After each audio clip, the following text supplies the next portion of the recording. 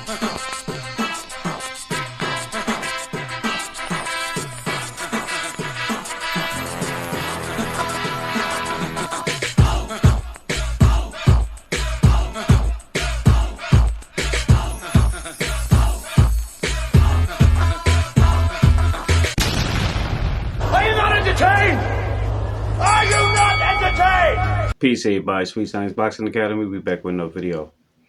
All right, y'all. So, y'all know the back and forth with Tank Davis and Terence Crawford in Twitter the last couple of days. It all started when Tank started dissing all the boxers that was out in the UK for the Ring Magazine Awards, and he was just saying like how all the boxers are, D-Rod Turkey out the Sheik, they kiss in the ring, so to speak.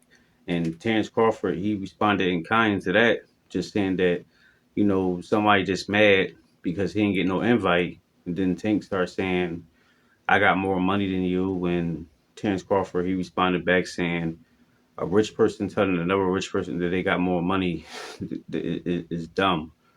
I bet you I'm doing more with my money, like stuff like that, blah, blah, blah. And then Tank, he went overboard and started saying like, and he got like 8 kids, talking about Terence Crawford. Tank said, and he got 8 kids, and his wife is like 380 pounds. So yeah, buddy got to work overtime with the laugh emojis. And, you know, Terence Crawford, he responded, he simply responded.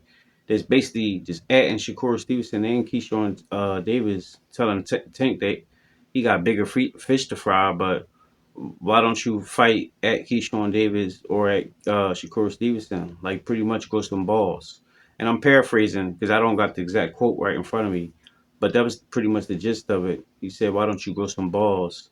And he got caught beating his girl up to all that stuff. Basically, just calling Tank a woman beater, but he ain't trying to fight nobody real. He don't want to fight no man, but he beat up on girls, stuff like that. So it's just getting real deep.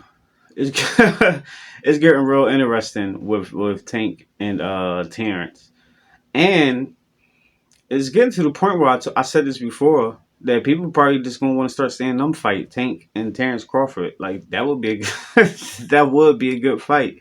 Now, like I've mentioned this in the previous video, they should have fought before Terrence planned on moving up to 168 to fight Canelo, because that's pretty much confirmed. Like it's going to happen like in September, that Terrence Crawford and Canelo at super middleweight. So I don't see Terrence Crawford fighting Gervonta Davis anymore, because Tank is a 35 pounder, and the only way they would fight is somewhere in the 140s. Terrence, he said he will come back down. He said he will make on the Sway's Universe podcast. He told Sway that he will make 147 to fight Tank, but Tank will have to come to 147. So, although I believe it would be bad to move up and then come back down, because I don't see, if he did fight Tank, I don't see it happening before Canelo fight. But if he did, beat Canelo, I think that should be his last fight. But if he wanted to entertain the Tank fight after that, just for like a spectacle and just a big payday, just to sell off into the sunset, then him coming back down to 147 to fight Tank, I think he's good enough to do it. Like, don't get me wrong, it's gonna be bad for his body moving up that amount of weight and then coming back down to 40, like trying to make 47. Like, it's gonna be in Tank favor at that point. To be honest with you, I'm just being real. But Terence Crawford, he the type of person who's just so good, it wouldn't matter. It's kind of like Floyd Mayweather. If Floyd Mayweather did some stuff like that, then y'all might say, well, Roy Jones did it, and y'all seen what happened to him. But Roy Jones relied on his athleticism throughout his boxing career. That's what messed up Roy Jones, because once he lost his athleticism, he didn't have it no more.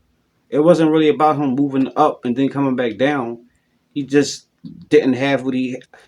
Prime example. This is the reason why, if you look at Bernard Hopkins and Roy Jones' career from the beginning to the end, That's why Bernard had a better lengthy career and more longevity and uh, like a more outstanding career towards the latter part of the years because B Hop, he relied on the fundamentals.